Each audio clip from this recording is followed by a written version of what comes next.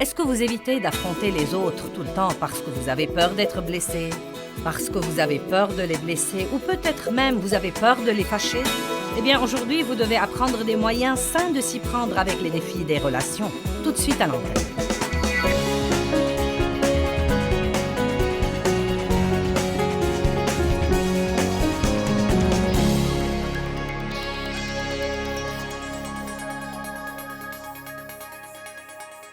Maintenant, c'est notre zone de sécurité. C'est le titre de notre conférence ce week-end. Et elle parle de frontières et de limites et de marges. Elle nous apprend à rester dans les frontières de la parole de Dieu pour pouvoir être en sécurité. Le psaume 91:1 dit « Celui qui demeure sous l'abri du Très-Haut reste stable à l'ombre du Tout-Puissant, dont la puissance est imperméable aux ennemis. Je dis à l'Éternel, mon refuge et ma forteresse, mon Dieu, je m'appuie et je compte sur lui, et en lui, en toute sécurité, je me confie. » Et si vous connaissez bien le psaume 91, vous saurez qu'il continue par promesse après promesse après promesse après promesse sur la protection de Dieu contre la destruction et les fléaux qui peuvent frapper, même en plein midi. Mais il y a une note importante en bas de page dans la Bible amplifiée, en bas du chapitre, qui dit « Les promesses riches de ce psaume tout entier dépendent de répondre aux conditions des 2 premiers versets. » Donc je crois personnellement que l'abri, c'est les frontières de la parole de Dieu. Dieu ne nous dit jamais de faire quelque chose qui ne soit pas pour notre bien. Même quand je vous ai parlé auparavant de donner, Dieu n'essaie pas de vous prendre votre argent.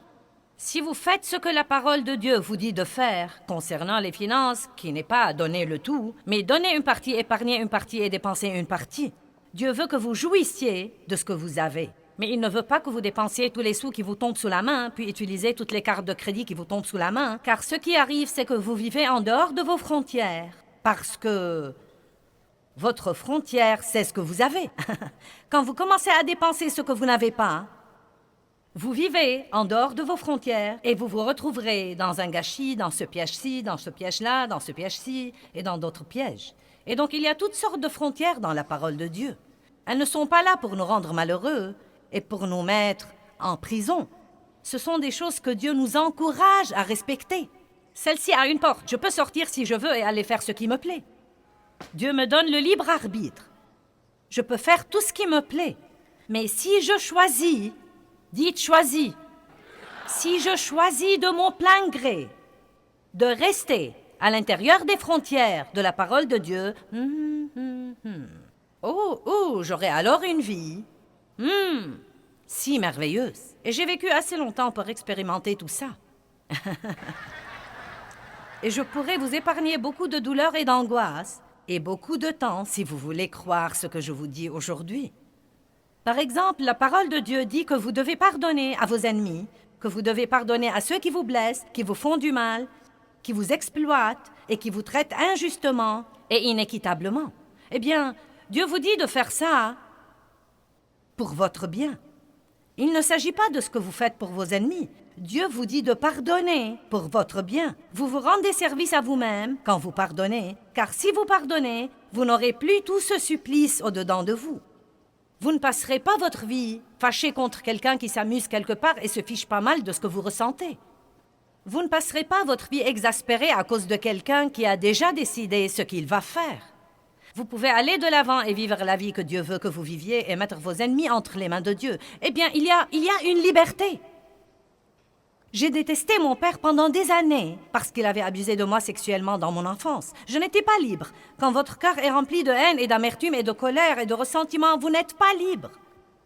Mais quand j'ai commencé à obéir à la parole de Dieu, non seulement aller à l'église et écouter les sermons et ne pas les mettre en pratique, mais quand j'ai vraiment commencé à vivre selon la parole de Dieu, cette haine s'est dissipée. J'ai en fait commencé à m'occuper de l'homme qui a passé sa vie à abuser de moi. Je me suis occupée de lui jusqu'à sa mort. Il a finalement reçu le Christ comme son sauveur. C'était une merveilleuse expérience.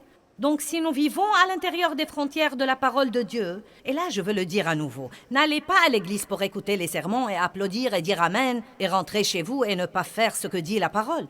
Nous devons faire ce que dit la parole de Dieu, sinon elle ne va pas travailler dans notre vie. Et si vous restez vraiment dans les frontières et dans les limites de la parole de Dieu, ce sera votre zone de sécurité. Je suis en sécurité. Maintenant, le diable peut venir contre moi, mais à dire vrai, il n'y a pas une chose qu'il peut me faire à long terme. Il peut m'exaspérer, il peut me mentir, mais vraiment, il ne peut rien me faire qui soit en dehors du plan de Dieu pour moi, parce que Dieu veillera sur nous et s'occupera de nous tant que nous resterons dans les frontières de sa parole. Amen. Donc c'est un cours de remise à niveau. Maintenant, nous passons tellement de temps à parler des personnes qui nous exaspèrent, mais nous ne leur parlons pas à eux des choses qu'ils font et qui nous exaspèrent. Et donc, nous ne sommes vraiment pas très bons en confrontation. Et la confrontation est une frontière. C'est une marge ou c'est une limite que nous mettons dans notre vie. Cela veut dire que vous ne pouvez pas aller plus loin que ça. Vous devez mettre des limites dans votre vie, comme par exemple ma fille. Tout le monde est différent. Une de mes filles a la politique de la porte ouverte. Vous pouvez venir chez elle quand vous voulez et entrer. Pas besoin d'appeler. Ça lui est égal si je frappe ou non. Elle dit « Oui, viens, viens, oui ». Elle est de celles qui disent « Bien sûr, passez n'importe quand, vous savez ». Mon autre fille a habité à côté de chez moi pendant quelque temps et elle me disait « Je préfère que tu ne viennes pas sans appeler, maman ». Eh bien, au début, j'étais comme « Je suis ta mère ». Mais vous savez quoi? J'ai dû comprendre que c'était sa barrière, son droit de la mettre. Elle n'essayait pas d'être impolie avec moi. Elle me faisait savoir ce dont elle avait besoin dans sa vie. Et les gens différents ont besoin de choses différentes. Et nous devons non seulement mettre des frontières ou des limites pour les autres, mais encore nous devons respecter les autres et respecter leurs limites dans la vie et ne pas nous vexer parce que tout le monde est différent. Amen? Maintenant, vous savez, je peux être accueillante si je le fais exprès, mais je n'ai pas le don de l'hospitalité. Et vous savez, je suis le genre de personne qui dit aux autres « Ne venez pas chez moi sans appeler ». Donc c'est plutôt intéressant. Je suis comme ma fille et pourtant, le fait qu'elle soit comme ça m'a dérangée. Vous me suivez là-bas? Les gens ont le droit d'avoir des frontières. Et nous devons respecter ces frontières. Maintenant, certains se demandent probablement à propos du chien. Finissons-en avec le chien car vous y pensez. Vous savez, j'utilise l'exemple du chien de votre voisin qui salit votre pelouse. Et si vous n'avez pas de clôture, ce n'est pas de sa faute. Un type qui promenait ses deux chiens l'autre jour nous a dit à Dave et à moi « Mes chiens aiment bien votre jardin ». Je ne pouvais pas me vexer car je n'avais pas de clôture autour de mon jardin. Mais si vous avez une clôture, si vous avez une frontière, si vous avez une limite, alors, vous savez, votre voisin devrait être pratiquement fou pour prendre son chien, le faire passer au-dessus de la clôture de votre jardin et lui dire « Allez, Fido, va à la salle de bain, vas-y, marche sur la belle pelouse de Madame Joyce, c'est bon maintenant. Allez, rentrons à la maison. » Et nous rentrons à la maison. Donc, ce que nous devons faire, c'est de mettre quelques clôtures dans notre vie. Pauvre bébé, je suis désolée.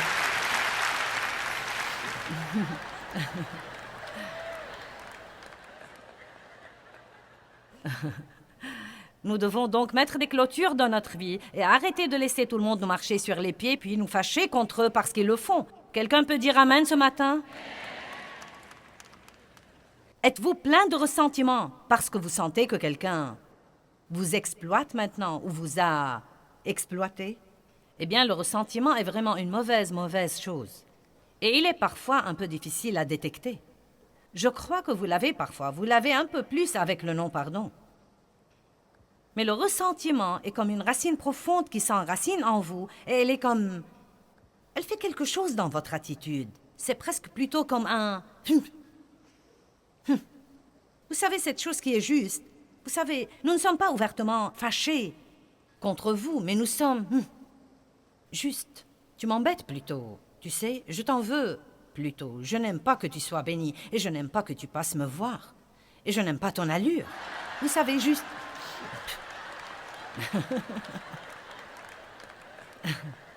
Cela soigne de votre attitude.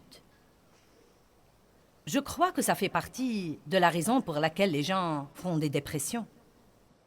Ce n'est pas la seule raison. Il y a beaucoup de raisons pour ce genre de choses. Mais je pense que c'est en grande partie la raison pour laquelle les gens ont comme une lourdeur dans leur vie. Parce qu'ils sont irrités, ils sont aigris. Ils sont vraiment aigris. Je n'acceptais pas pendant tant d'années le fait que je n'avais pas eu une enfance agréable et heureuse. Je n'ai jamais vécu mon enfance.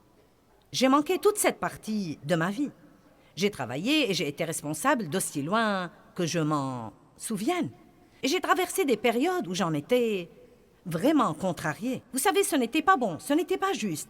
Mais au lieu de refuser les choses, j'ai appris que si je faisais les choses à la façon de Dieu, il me donnerait une double bénédiction pour mes ennuis passés. Je dis tout le temps peut-être que je n'ai pas eu un bon commencement, mais mes chers, j'ai une bonne fin. Et c'est comme ça que vous devez voir les choses. Peut-être que vous n'avez pas tout ce que vous voulez, et peut-être qu'il y a des gens qui ne vous ont pas traité comme il faut, mais prenez votre part de la responsabilité. Peut-être que vous aussi n'avez pas parlé franchement. Peut-être que vous n'étiez pas prêt à affronter. Peut-être que vous avez mis des limites et vous ne les avez pas imposées. Vous dites au petit Johnny, « Si tu fais ça encore une fois, tu resteras à la maison toute la journée. » Maintenant, vous avez mis une limite. La prochaine fois qu'il le fait, je t'ai dit que si tu faisais ça encore une fois, tu resterais à la maison. Je te dis que si tu fais ça encore une fois... Et donc nos frontières et nos limites deviennent de la blague pour tout le monde, car nous disons que nous allons faire des choses et nous ne les faisons pas. Nous devons donc surmonter notre ressentiment si nous ne voulons pas jouer notre rôle. Avez-vous passé des années à essayer d'aider quelqu'un et il n'a toujours pas changé? Et maintenant vous regrettez les années, le temps, l'effort et l'argent que vous avez dépensé? Eh bien, peut-être que vous essayez d'aider quelqu'un et vous voulez qu'il change, mais en fait, il ne veut vraiment pas changer.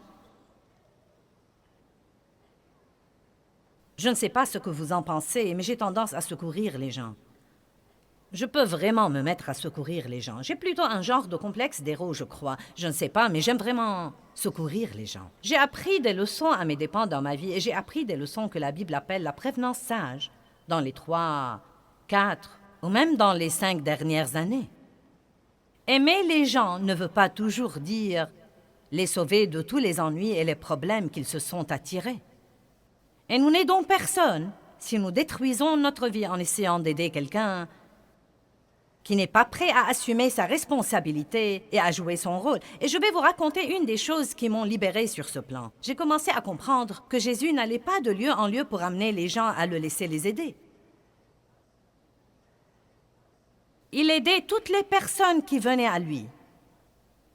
Les personnes qui venaient à lui. Et il a même dit à l'homme qui était couché au bord de la piscine de Bethesda, qui était estropié et couché là depuis 38 ans, il lui a dit, « Est-ce que tu songes sérieusement à guérir?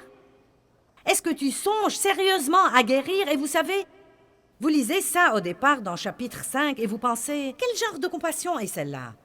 L'homme est handicapé et couché là depuis 38 ans et tu lui dis, la conversation initiale, est-ce que tu veux vraiment être guéri? » Et vous savez, l'homme a dit quelque chose que nous devons tous comprendre. Il a dit, « Eh bien, monsieur, je n'ai personne pour m'aider. Et chaque fois que j'essaye de me jeter dans la piscine, un autre descend avant moi. » Donc une grande partie de son problème était qu'il était estropié dans ses jambes et estropié dans son âme. Il était estropié dans sa détermination. Et tout ce qu'il faisait était de se coucher là et de s'apitoyer sur son sort et d'attendre que quelqu'un d'autre vienne l'aider. Mais il n'était pas prêt à jouer son rôle. Et peut-être certaines des personnes que vous avez essayé d'aider sont comme ce type. Et peut-être que vous devez vous arrêter et dire, « Minute, je fais ceci et ceci et ceci, mais que fais-tu vraiment là? Est-ce que tu veux vraiment guérir? » Nous avions une situation dans notre famille et elle est réapparue dernièrement et nous devions essayer de nous en occuper de nouveau. Elle était dans notre famille étendue. Un membre de notre famille avait gâché sa vie avec la drogue et l'alcool et c'était vraiment un vrai gâchis. Et donc, il a demandé de l'aide. Le Seigneur soit loué, nous voulons aider les gens. Donc, nous avons passé 4 ans, temps, argent, effort, prière, médecin, conseil, non mais tout ce qu'on peut imaginer. Et les choses se sont beaucoup améliorées. Mais cela m'épuisait pratiquement. Et donc, j'ai commencé à sentir que je devais maintenant, vous savez, reculer un petit peu et le laisser se remettre sur pied tout seul. Vous savez, être toujours là, mais vous ne pouvez pas être éternellement là pour quelqu'un. Et dès qu'il a été tout seul, il a recommencé. C'est ce qu'il a fait. Ça aurait pu être très décourageant pour moi de penser « J'ai perdu 4 ans et j'ai dépensé tout cet argent et tout ce temps et tout cet effort. » Mais je n'ai pas regardé la chose comme ça car je crois que les gens méritent une chance. J'ai senti que nous lui avons donné une chance de se rétablir, que Dieu nous a utilisés pour lui donner une chance. Et je crois que des graines ont été semées et j'ai continué à prier. Eh bien, les années ont passé et il a continué dans le même gâchis et c'est même devenu pire. Et donc, de temps en temps, nous recevons, vous savez, des appels ou ceci ou cela. J'ai besoin d'argent, j'ai besoin de ceci, de cela. Et je lui dis, je ne vais pas faire ça. Je ne vais vraiment pas faire ça. Tu ne vas pas m'exploiter. Regardez-moi chacun de vous. Dieu ne vous a pas appelé à laisser les gens vous exploiter. Ce n'est pas ça l'amour. L'amour, ce n'est pas laisser les gens vous exploiter et profiter de vous. L'amour, c'est être mené par l'esprit pour savoir qui aider et comment les aider et combien les aider et que faire pour eux ou ne pas faire pour eux. Et je crois parfois que comme chrétiens, nous sommes vraiment déboussolés sur ce plan, car nous croyons que si nous ne donnons pas toute notre vie à quelqu'un dont la vie est gâchée, c'est que nous ne l'aimons pas et c'est que nous ne nous sacrifions vraiment pas. Et nous sommes censés nous sacrifier pour aider les autres. Nous devons nous sacrifier pour les autres. Mais Dieu ne nous demande pas d'être. Il ne nous demande pas de laisser quelqu'un d'autre ruiner notre vie alors qu'il ne veut même pas vraiment changer ou être aidé. Quelqu'un peut dire amen à ça? Donc là, nous avons reçu une lettre et des appels téléphoniques, et ceci s'est produit 2 ou 3 fois au cours des années dernières. Eh bien, tu sais, je m'occupe de lui maintenant, et c'est un parent à toi, et je sens que tu dois faire ceci et faire cela. Et comment peux-tu te faire appeler ministre si tu ne fais pas ça? Et comment est-ce que tu peux dire que tu es leader dans le corps de Christ si tu ne fais pas ça? Mais vous savez quoi? La Bible nous dit que nous ne devons absolument pas nous détourner ou nous écarter de notre but principal dans la vie. Et laissez-moi vous dire quelque chose. Le diable essaiera de retourner la parole de Dieu contre vous et d'utiliser la parole même contre vous pour vous détourner de votre but.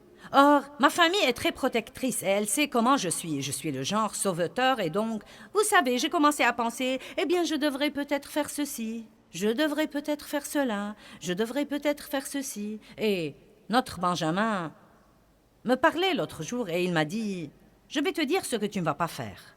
Et vous savez, traitez bien ces enfants car un jour ils deviendront votre patron. Et il est maintenant le directeur général de tout notre ministère aux États-Unis et donc, de temps en temps, il entre là et dit à sa maman ce qu'elle devrait faire. Et il le fait parce qu'il m'aime et qu'il veut me protéger. Et Dave fait la même chose. Vous savez, Dave me dit ce que je ne devrais pas faire et ce que je devrais faire. Et vous savez, parfois je leur dis, est-ce que vous devez toujours me dire que faire? Vous savez, mais c'est pour ma protection parce que nous ne prenons pas toujours les meilleures décisions. Et donc, ils savent comment je suis et ce que serait ma tentation. Eh bien oui, eh bien, je crois que ce n'est pas un très bon exemple. Et vous savez, peut-être que je devrais faire ceci et faire cela. Mon Benjamin m'a dit, voici ce que tu peux faire et ce que tu ne peux pas faire. S'il y a un centre de traitement et que ça exige de l'argent et que tu veux vraiment faire ça, ça va. Si tu veux envoyer quelqu'un pour surveiller la situation, ça va. Mais voici ce que tu ne vas pas faire. Tu ne vas pas réintégrer cette personne dans ta vie quotidienne. Tu te sens bien maintenant. Tu as de l'énergie, tu portes du fruit, tu jouis de ta vie et tu ne vas pas laisser quelqu'un qui ne veut même pas vraiment s'aider lui-même, revenir dans ta vie, te voler tout ça. Eh bien, aidez les gens. Mais vous devez parfois venir à leur aide de loin. Vous ne devez pas laisser les gens s'impliquer dans votre vie et la vider de tout. Laissez-moi vous dire quelque chose. Aider les gens ne signifie pas que vous devez toujours tout faire pour eux et ne leur laisser rien à faire par eux-mêmes.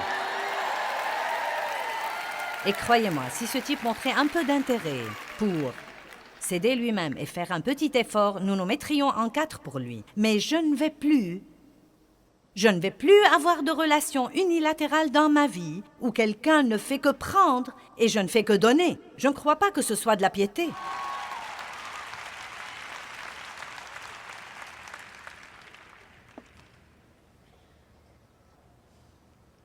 Parfois, nous aidons les gens tellement que nous créons en eux des attentes que nous ne pouvons pas par la suite maintenir. Vous commencez peut-être trop vite et vous faites trop de choses pour quelqu'un. La Bible dit que vous devez être prudent quand vous commencez une relation. Elle dit, si vous choyez votre serviteur, au début de la relation, il s'attendra sûrement à ce même traitement jusqu'à la fin de sa vie. Et donc, j'ai tendance parfois, je l'avais dans le passé, j'ai appris à mes dépens au cours des dernières années que si quelqu'un a vraiment été maltraité ou qu'il a vraiment été blessé, mince alors, je voulais intervenir et tout faire pour lui. Vous savez, l'aider à guérir les blessures et le bénir doublement, triplement et vraiment, vous savez, lui faciliter la vie. Mais la vérité, c'est que vous ne pouvez le faire que pour un temps. Et ensuite, ce qui arrive, si vous faites vraiment trop pour quelqu'un, puis tout à coup, vous devez faire un changement. Il sera dévasté et furieux contre vous. Et vous ne comprendrez pas pourquoi il est furieux, car vous sentez que vous êtes allé trop loin en essayant de l'aider. Et tout ce que vous voulez qu'il fasse, c'est de prendre lui-même un peu de responsabilité. Ce que nous devons faire, c'est faire un peu de choses pour les gens et leur donner une responsabilité. S'ils assument cette responsabilité, vous pouvez passer au niveau suivant. S'ils assument l'autre responsabilité, vous passez au niveau suivant. Mais si vous faites tout pour quelqu'un et qu'il ne fait rien, vous devez à ce moment-là peut-être reculer et prier un peu plus et découvrir ce que vous dit... Ce que Dieu vous dit si vous les aidez vraiment ou si vous êtes déboussolé sur la manière dont vous êtes censé vous comporter comme chrétien. Regardons Luc 10, verset 27. Il y a en ce moment beaucoup de gens qui aimeraient vous exploiter si vous n'avez pas de frontières dans votre vie. Le bon Samaritain, nous voulons tirer de cette histoire quelque chose de différent de ce que nous tirons normalement. Ce jeune homme a dit à partir du verset 27... Il avait posé une question à Jésus sur ce qu'il devrait faire pour avoir la vie éternelle. Ils ont eu une conversation et il a dit « Oui, je fais tout ça ». Et Jésus a dit « Tu aimeras le Seigneur, ton Dieu, de tout ton cœur, âme, pensée et force et ton prochain comme toi-même ». Ensuite, ce type est entré dans ce genre de conversation religieuse. « Et qui est mon prochain ?» Et c'est plutôt intéressant pour moi. Il ne voulait pas aider quelqu'un, donc il essayait de s'esquiver. Et donc, Jésus commence à lui dire ceci, pour lui donner un exemple. Et à partir du verset 30, Jésus lui a dit, « Un homme descendait de Jérusalem à Jéricho. Il tomba au milieu des brigands qui le dépouillèrent de ses habits et de ses affaires, le chargèrent de coups et s'en allèrent, insouciants, le laissant à demi-mort. Il s'est trouvé qu'un sacrificateur descendait par là et il passa outre. Un Lévite arriva aussi et passa outre. » Verset 33. « Mais un Samaritain arrive. Il vint à l'homme, et le voyant fut ému de pitié et de compassion. » Verset 34, « Il s'approcha et banda ses plaies. En y versant de l'huile et du vin, le mit sur sa monture, le conduisit à une hôtellerie, et prit soin de lui, pendant, je crois, une nuit. Et le lendemain, il tira 2 deniers, le salaire de 2 jours, les donna à l'hôtelier, et lui dit, « Tiens, aie soin de lui, car je dois aller quelque part et faire quelque chose, et à mon retour, nous ferons les comptes. » Maintenant, la chose que nous pouvons en tirer et que nous n'avons peut-être jamais vue auparavant, c'est, voilà un type qui a fait ce qu'il pouvait faire pour quelqu'un, mais il n'a pas essayé d'aller si loin jusqu'à gâcher sa vie et les autres choses dont il était responsable. En d'autres termes, il a dit, vous savez, non mais il aurait pu sentir, eh bien je dois oublier tous mes plans et rester ici avec lui. Mais il n'a pas fait ça, il a dit, je dois aller m'occuper de mes affaires. Voici ce que je peux faire. J'ai de l'argent, je peux t'aider avec ça, mais je ne peux pas rester ici. J'ai beaucoup d'autres choses dont je dois m'occuper. Et je crois que beaucoup de fois, tout le monde devrait faire quelque chose. J'ai dit que tout le monde devrait faire quelque chose. Je crois que chaque fois que vous tombez sur quelqu'un qui souffre, il y a quelque chose que vous pouvez faire. Et notre grand problème est que soit nous ne faisons rien, soit nous essayons de tout faire. Ce que nous devrions faire, c'est de savoir quel est mon rôle là-dedans, parce que nous sommes encore de croyants. Et Dieu élèvera quelqu'un pour faire quelque chose et quelqu'un d'autre pour faire autre chose et quelqu'un d'autre pour faire autre chose. Mais vous ne devez pas culpabiliser si vous sentez que vous ne pouvez pas faire le tout vous-même. Eh bien, les frontières sont vraiment la façon de Dieu de nous protéger si nous les comprenons et si nous les observons. Et je veux vous enseigner tout ce que je peux vous enseigner sur les frontières et sur la vie dans ce que j'appelle la zone de sécurité de la vie.